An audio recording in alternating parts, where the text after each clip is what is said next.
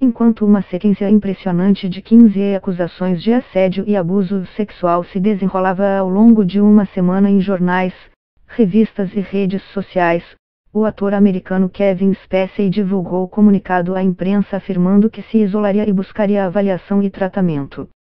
A frase foi repetida pelo produtor de Hollywood Harvey Weinstein, que, poucos dias antes, foi o pivô de pelo menos 80 denúncias, envolvendo algumas das mulheres mais famosas do planeta. Em meio ao choque causado por essas revelações, que incluem abusos contra menores de idade, muita gente também foi pega de surpresa pela resposta dos acusados. Afinal, existe tratamento para quem abusa sexualmente de adultos ou crianças? Como funciona? Qual é sua eficácia? Para o autor do livro Group Therapy with Sexual Abusers, Terapia em Grupo com Abusadores Sexuais, em tradução livre, recém-lançado nos Estados Unidos, o espanto com o tratamento diz bastante sobre o problema. Há um mito de que não se pode prevenir o abuso.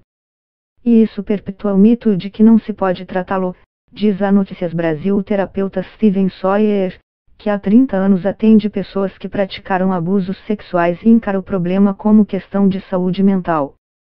De forma compreensível, nossa cultura demoniza crimes sexuais.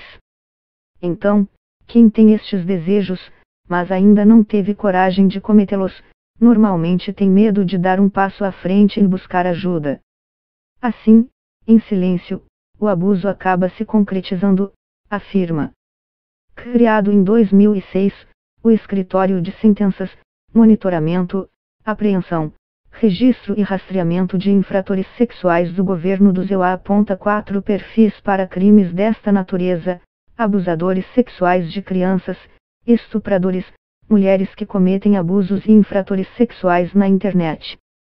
O tratamento para quem foi condenado por crimes de assédio ou estupro não substitui penas, mas pode ser indicado por um juiz para complementar períodos de encarceramento, que podem chegar a 20 anos, variando de acordo com o estado. Segundo o órgão, os homens são responsáveis pela imensa maioria dos casos, mulheres são condenadas por apenas 5% destes crimes, e as terapias mais bem aceitas, de acordo com uma retrospectiva de 48 publicações científicas publicadas no ZEUA desde os anos 1960, são as realizadas em grupo. Não é incomum que os atendidos criem uma hierarquia entre as ofensas sexuais, conta o terapeuta Sawyer sobre as dinâmicas em grupo. Alguns homens que dizem que nunca abusariam de uma criança acham que seus ataques contra mulheres adultas são menos piores que os dos pedófilos. Há pedófilos que, por sua vez, se acham menos piores que aqueles que abusam de crianças mais novas. E essa hierarquia é extremamente destrutiva. Contra este padrão, Sawyer costuma montar grupos heterogêneos, com idades e histórias de abusos distintas, desde homens que consomem pornografia infantil na internet aos que efetivamente abusaram de mulheres adultas ou crianças. A diversidade e a convivência com diferentes perfis os ajuda a entender sobre si a partir das histórias dos outros. Elas fazem com que eles identifiquem semelhanças entre seus comportamentos e os daqueles que julgam piores. Eles entendem de forma ampla o que fizeram, afirma. O tratamento varia sempre e o terapeuta ressalta que não é possível prever quais serão as dinâmicas aplicadas a Spacey ou Weinstein, porque não se conhece detalhes sobre seus casos. Só nos Estados Unidos, há pelo menos 2.000 terapeutas dedicados a distúrbios sexuais. As sessões, geralmente, duram entre 1 e 2 horas. Podem ocorrer uma vez por semana ou todos os dias quando os envolvidos estão internados em clínicas e têm duração entre 10 semanas e 10 anos, podendo ou não incluir medicação. Como em terapias de grupo mais conhecidas, como os alcoólicos ou narcóticos anônimos, parte do tratamento consiste em identificar gatilhos ou origens para o comportamento dos abusadores. Entre os mitos relacionados a estes gatilhos, segundo o especialista, está a crença de que pessoas que foram abusadas sexualmente na infância tenderiam a abusar de alguém no futuro. Isso acontece para alguns, mas não é comum. Traumas infantis são comuns entre as origens do problema.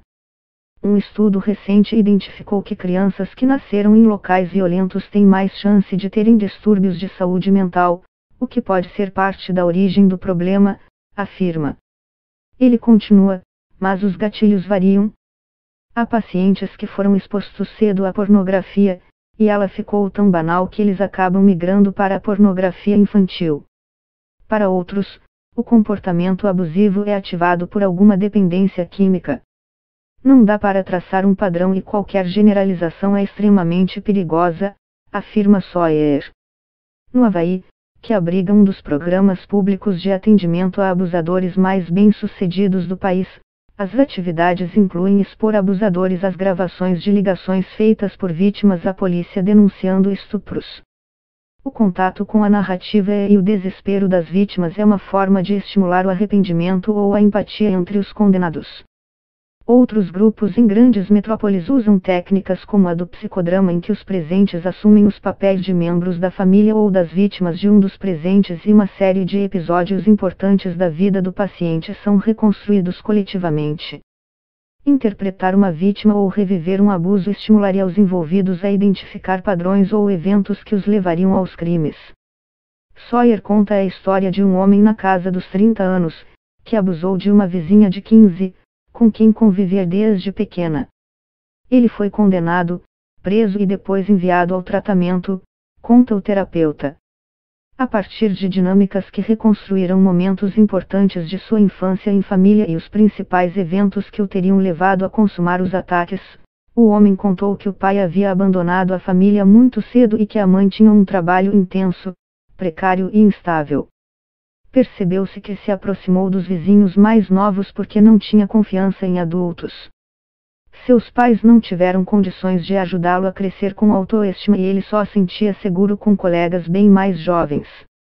Ele se aproximou da vizinha para conversar, brincar, e isso evoluiu para um terrível abuso sexual. O processo terapêutico se desenrolou por 2 anos. Ele não tinha consciência de nada disso.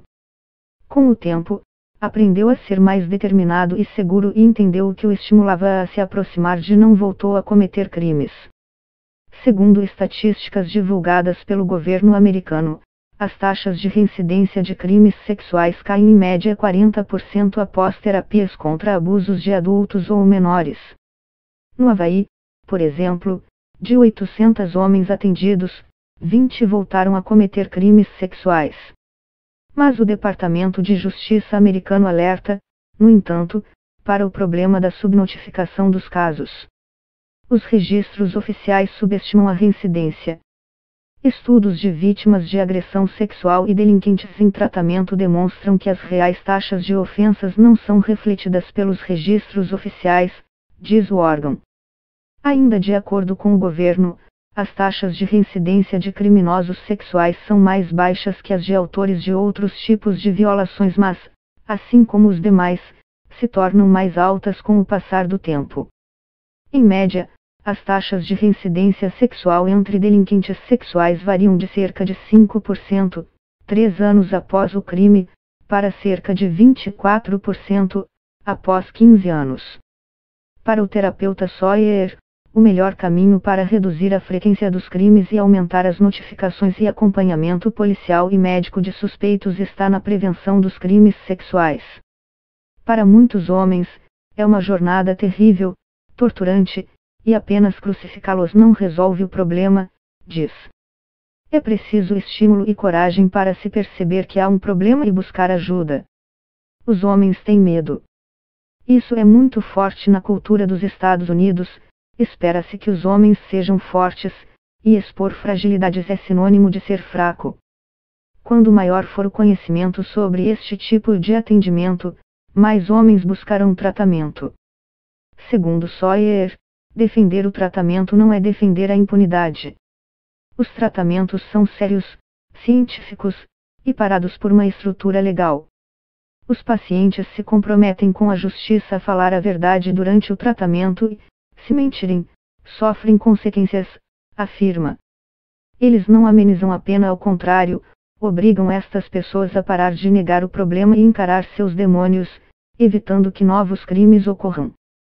Informações não confirmadas e divulgadas pela imprensa americana apontam que o protagonista de House of Cards e o produtor de Hollywood teriam se internado juntos em uma clínica de luxo no Arizona, onde um tratamento de 45 dias custaria $58.000.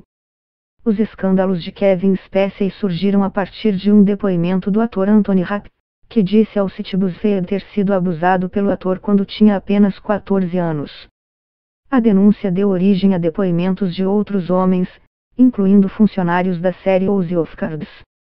No processo, Spacey foi demitido por sua agência de relações públicas e perdeu seu contrato com a Netflix. Também foi criticado por anunciar oficialmente que é gay como uma suposta tentativa de desviar a atenção dos abusos.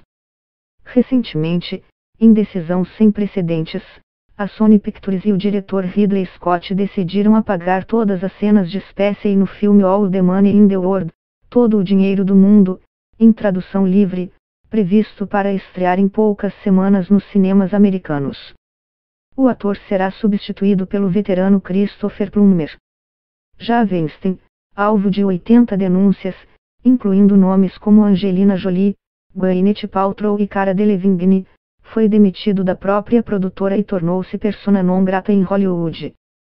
Informações sobre eventuais processos judiciais contra os dois ainda não foram divulgadas.